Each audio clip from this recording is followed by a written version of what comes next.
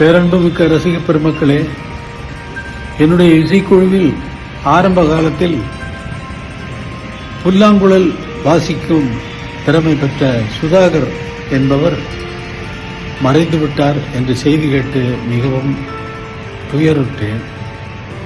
அவருடைய குடும்பத்தாருக்கு என்னுடைய ஆழ்ந்த அனுதாபங்களை தெரிவித்துக் கொள்கிறேன். அரசாங்க அலுவலகத்தில் அவர் வேலை செய்து கொண்டிருந்தாலும் என்னுடைய ரெக்கார்டிங் என்றால் அவர் வந்து விடுவார். வந்து நோட்ஸ் எழுத தெரியாமலேயே மனப்பாடம் செய்து கொண்டு இசையை வாசிக்கக்கூடிய அவர் வாசிக்கின்ற அந்த புல்லாங்குழல் இசை பாடலுக்கு மேலும் மெருகேற்றியது என்பதை யாரும் மறுக்க முடியாது. எல்லோரும் கவனித்திருப்பீர்கள், அந்த இசையை ரசித்திருப்பீர்கள்.